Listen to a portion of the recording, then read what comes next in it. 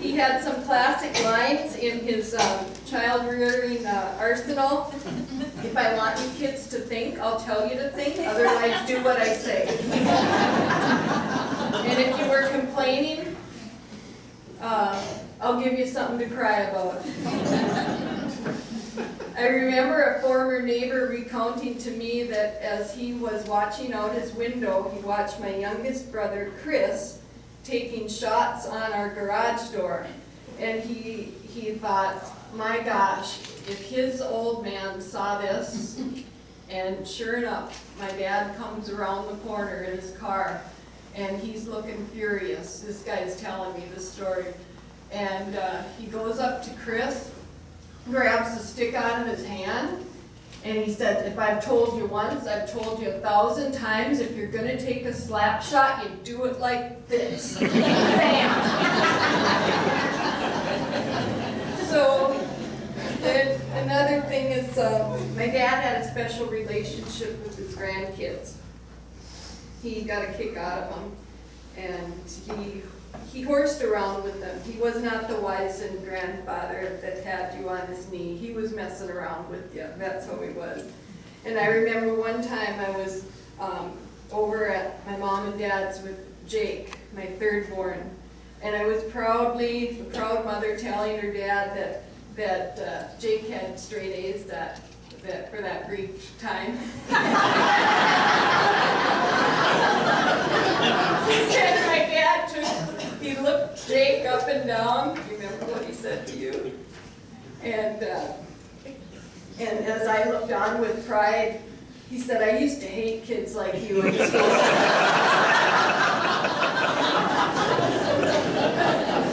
So no one was safe from his humor. And honestly, I think the reason he got away with the teasing is that under it all, and you guys know this, that he respected and liked all of us.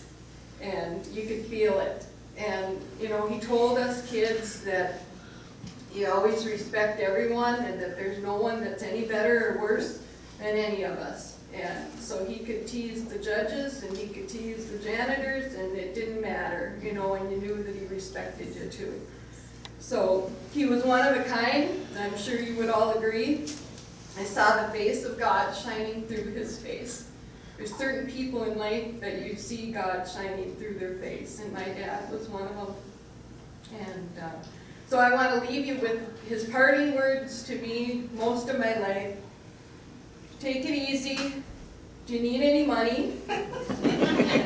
Keep your head up and get to church. And my dad loved all of you, and thank you for being here.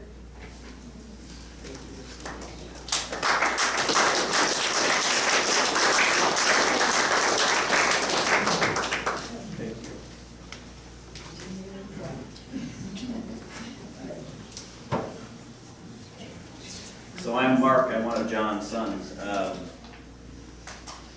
I just want to thank my parents. My parents have been a stable force for all of us. And everybody talks about my dad's, you know, the twinkle in his eye or the smile on his face, and you know, it wasn't because of the Olympic jacket or the Olympic medal. You know, my parents have a deep faith, and that faith has been passed along to us from the Noahs and from the Kellys. And everything evolved from that. You know, for instance, with my dad, you know, they talk about the Olympics, and just to put things in perspective, my dad told me the story that when they were traveling in Europe before the Olympics, and you know, they had daily games, and he made a point that the train stopped so a few of them could get off and go to mass, or go off to go to church service. You know, and you look at that in the world, and you know, that says a lot. That says a lot to me as a young man growing up. You know, to have a man of faith, you know, be our guide or be our force along with my mother. That smile, that twinkle, that came from deep faith. Again, you know, reiterating, you know, the love that he had, you know, be if we were walking into a game and he'd see, and I don't want to say there's so many, I could say Pat, or I could say, he'd see somebody and he'd, watch this or watch this. My dad was so fun to be around. I mean, he was like a little kid. And he had, be it be kids my age, or be it be, Cal, or, he was so fun to be around with. And I'm so thankful for that, and thankful for the memories. The other thing, just kind of just a story, and I know Brad, some folks from UND are here, but my dad was such a prankster. We'd go up to Grand Forks and we'd play either East Side or we'd play Grand Forks as kids. And we go to the UND game. We'd always coordinate and try to get into a Sioux game thereafter. And again, he's paid his dues for UND, so don't take this the wrong way. But we would go to the UND game, and that was before they would scan tickets. So we'd have a team, walking up to the front gate, and my dad would be at the back of the line waving tickets, and the ticket guy, the first time, probably didn't realize what was happening, but we did it a few times. So everybody, and he'd tell the kids, when you hit the gate, scatter. So you get into the rink, and there, everybody's in, and they've scattered, and Johnny Noah's got like 4 tickets. He had a rapport, and he had a deep respect for the UND program, and he had a deep respect for individuals. And as kids growing up, he loved his players, and it was an honor to him that these kids played for him. He used the Olympic experience to the best of his ability as far as providing himself as a role model maybe to others, providing himself as a good coach to others. He did it for the right reasons, and that was so neat.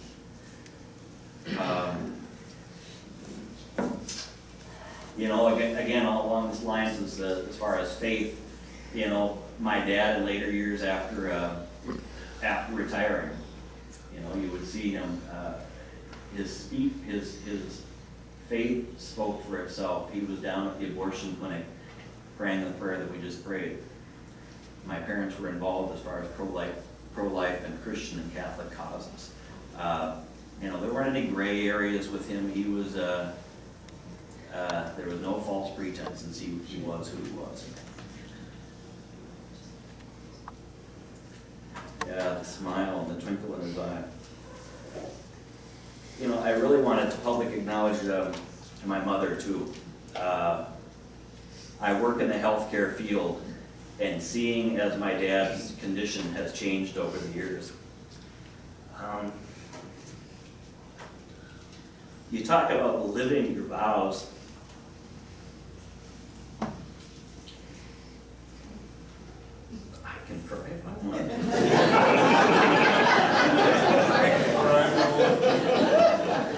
But you talk about living your vows, and be it be the kids rallying, and I won't point out the kids, but the in-laws rallying to if my dad needed help at home, help to get in and out of a car or on and off a chair, or the special things of in-laws going over and cleaning and doing whatever. And again, I don't want to get into the particulars of the specific people, but you know who we are. For that, I'm grateful. You talk about rallying the troops. I'm grateful for that. How did my dad love? Definitely through his faith, and we would pray the rosary. When my dad was well, washing cars. So you'd show up for a family gathering, and he'd show up with a brush. So everybody would be inside for the family gathering, and he would have this dirty brush that you were guaranteed to get your car scratched by. But he would show his love by cleaning your car. Or at the end of family gatherings, when we would have meals, he was there hand washing the dishes. My brother-in-law Mick has taken that on now, but that's the way my dad demonstrated his love to me, to us.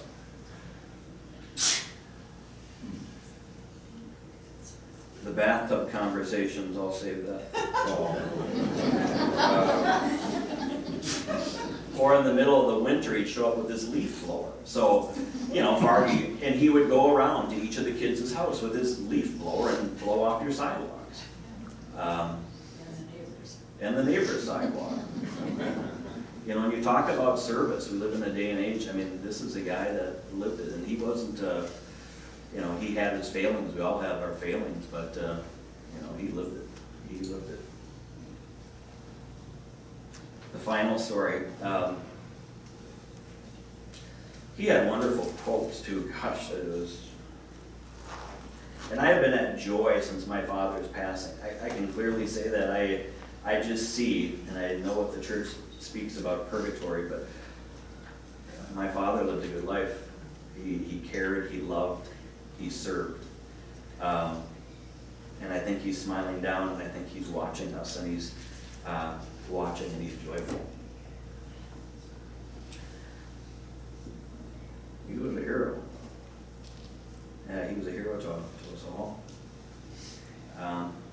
The final story, as kids, we used to play in, you know, we used to go out of town to Fergus or Warroad or wherever as far as youth hockey games. And this is how my dad had things in perspective. So we were in Fergus Falls, and for some odd reason, I think we got beat that night. So we got beat by Fergus Falls, and he comes into the locker room. It must have been a close game, because normally the kids don't get too upset, but the kids were kind of down. He comes into the locker room, he said, guys, you know, I don't know what you're worrying about, but we're still going to go to Hardee's. And I found out, you know, later on that the thing back then was at Hardee's, coaches ate free. We still went to Hardee's. Thank you again for all of you being here, and again, many special memories. And I don't want to get into names, but each of you are so special to my dad, to my mother, to our family, and thank you as far as being a part of their life and a part of our life. Thank you.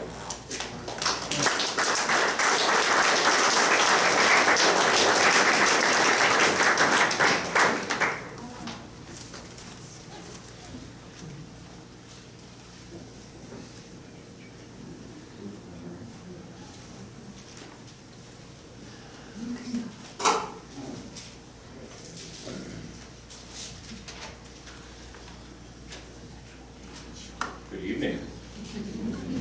Quite a crowd.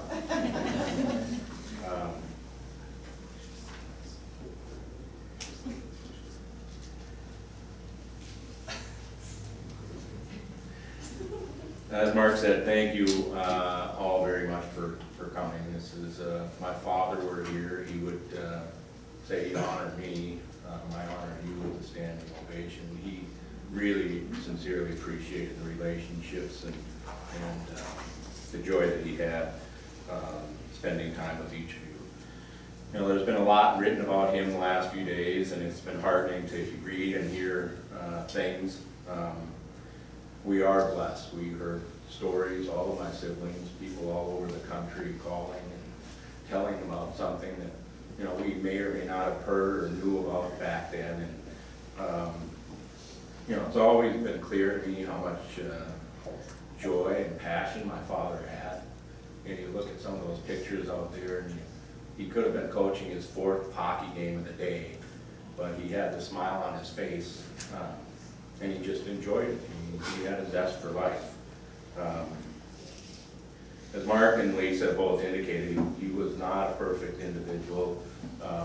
You know, the stories about going to UND and hit the gates and scatter, or he'd go into the hockey locker room after the game and say hi to the coach and walk out of there with 5 or 6 sticks and a bunch of cake.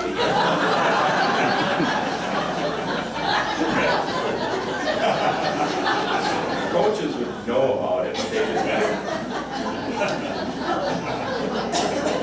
they just my father, he could visit with kings and janitors, and a dear friend of our family for years, my confirmation sponsor, Judge Davies, would come to the house. And in his later years, he he was always going. His bride would want to kind of stay at home and mellow out, and the judge was always on the go, and he'd come over to our house and tell stories. Him and my father would get back and forth. And I swear, I thought one of them would have a heart attack. They were laughing so hard about something. And the phone inevitably would ring. My dad would answer, "Hi, Mildred." "No, I haven't seen him." If he stops by, I'll send him home. And he'd be out the door before the phone was hung up. But he had a federal judge and the chief probation officer in the federal system not entirely being honest.